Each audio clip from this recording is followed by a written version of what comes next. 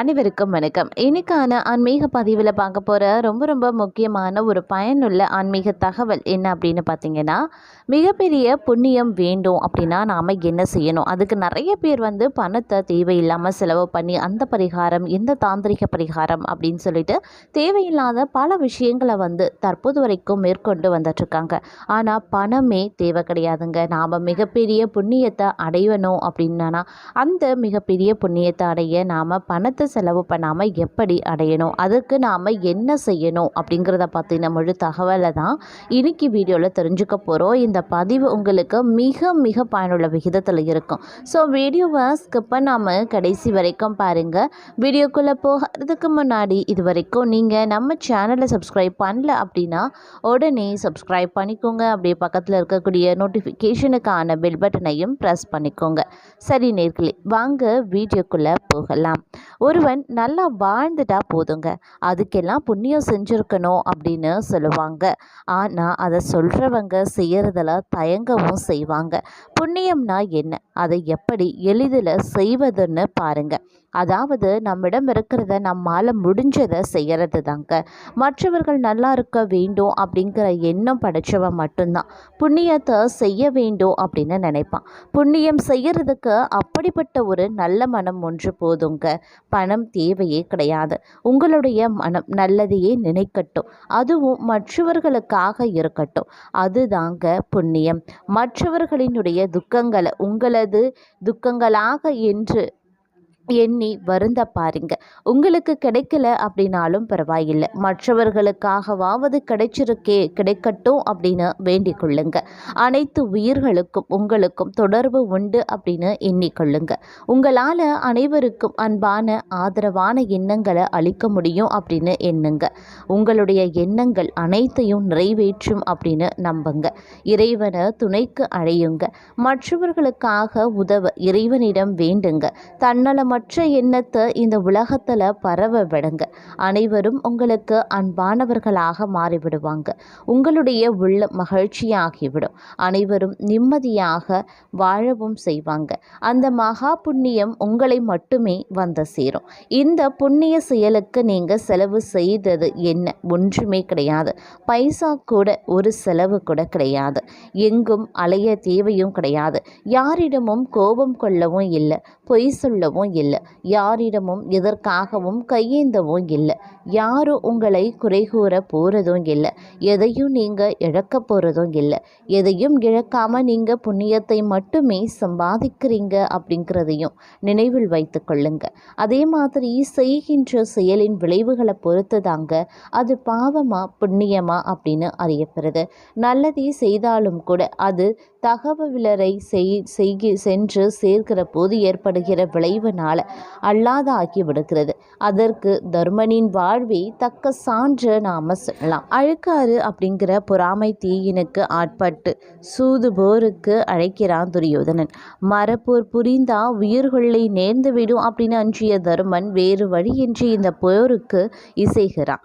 அதே மாதிரி பணைய பொருளாக அவன் வேண்டுவன எல்லாவற்றையுமே வைத்து இழப்பது போல கொடுத்து கொண்டே இருக்கிறான் தர்மன். நாடு நகரம் செல்வம் இவற்றோடு தன்னையும் தம்பியரையும் விட்டு கொடுத்த தர்மன் இறுதியில் பாஞ்சாலியையும் வைத்து இழக்கிறான். இவ்வாறு மாமன் சகுனியோடு மாய சூதாடி தருமன் தோற்ற கதை தரணி அறியும். அதற்கு பிறகு பாஞ்சாலி செய்த சபதமும் பார் அறியும். அதற்கு பிறகு தம்மை மீட்கும்படி பொருட்டு மீளவும் சூதாட்ட சொல்கிறாள் பாஞ்சாலி. எல்லாம் வைத்து இழந்த பிறகு ஆடப்போகிற சூதுக்கு பணைய பொருளாக வைப்பதற்கு தருமனிடம் என்ன இருக்கு?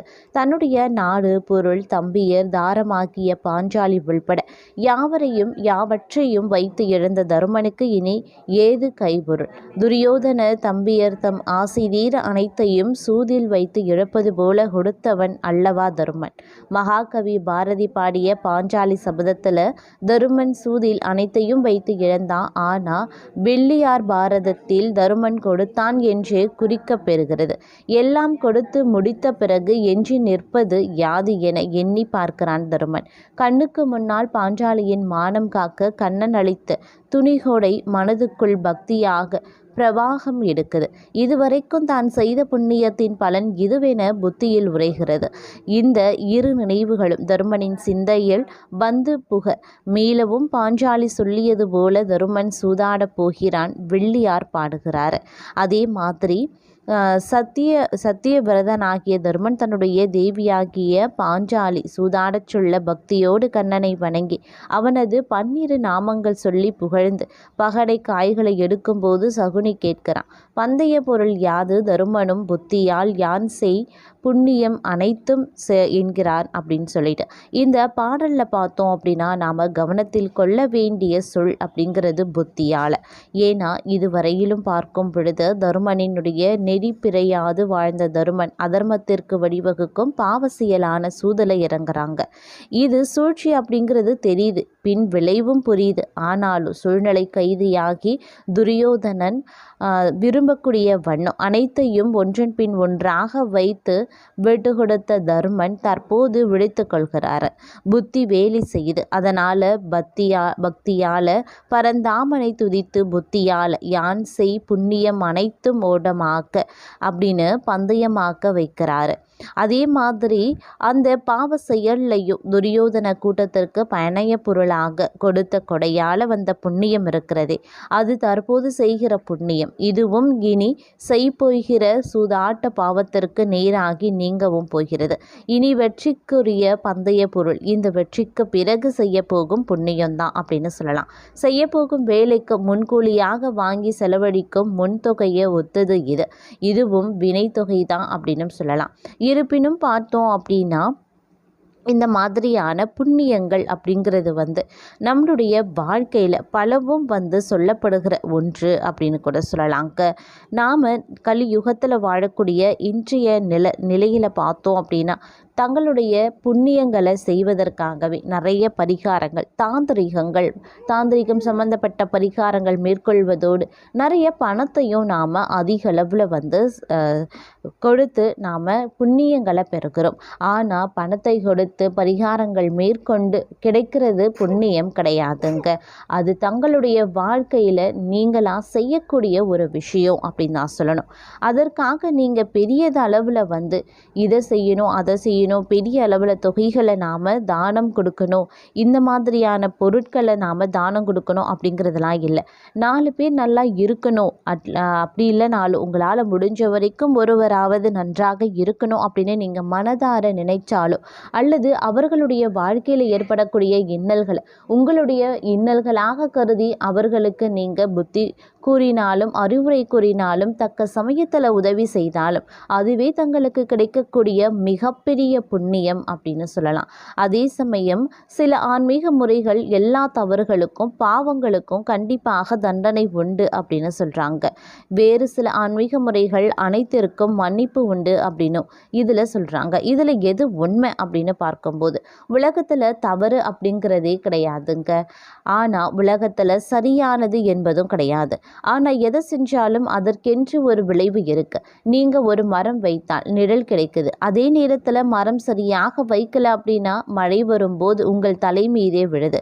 மரம் வைத்தது சரியான செயல்தானா இல்லை பாவமான செயலா? எனக்கு எதனால் இப்படி கர்மா வந்திருக்கு? மரத்தினால நிழல் பூ பழம் எல்லாம் கிடைக்கும். ஒரு நாள் உயிரே போய்விட்டது. இதுவும் நடக்கலாம். ஆனால் கட்டாயமாக இப்படித்தான் நடக்க வேண்டும் அப்படிங்கிறது கிடையாது.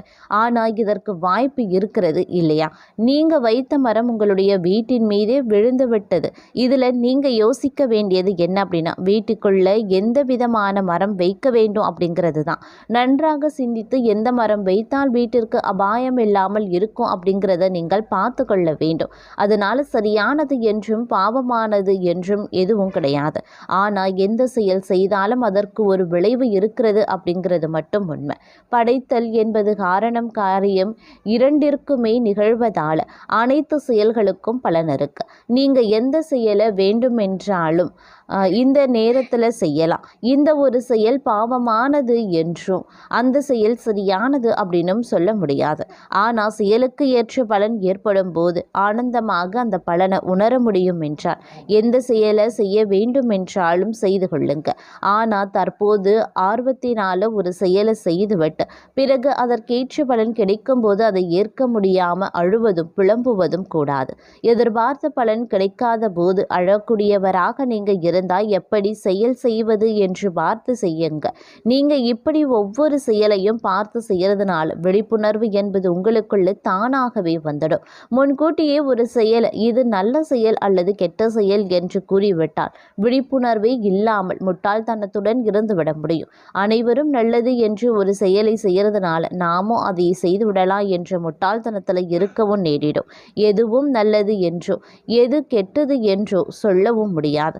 உங்களுடைய நன்மை எந்த செயல் தேவையோ அதை செய்ய வேண்டும். உங்களுடைய நன்மைக்கான செயலை உங்களுடைய விருப்பப்படி நீங்கள் செய்யும் போது மற்றவர்கள் விமர்சனம் செய்யலாம், அதை தவிர்க்க முடியாது. மற்றவர்கள் ஏதேதோ சொல்லுவாங்க, ஆனால் உங்களுக்கு அதனால் பிரச்சனை கிடையாது. உங்கள் விருப்பப்படி செய்து கொள்ளலாம். மற்றவர்களின் பேச்சையும் எதிர் விளைவையோ ஆனந்தமாக ஏற்றுக்கொள்வது போன்ற நிலையில் நீங்கள் இருந்தால் எதை வேண்டுமானாலும் செய்யலாம். ஆனால் மற்றவர்களின் விமர்சனங்களுக்கு நீங்கள் அழுவது போன்ற நிலையில் இருந்தால் சிறிது கவனமாக செயல் செய்வது கொள்ளலாம்.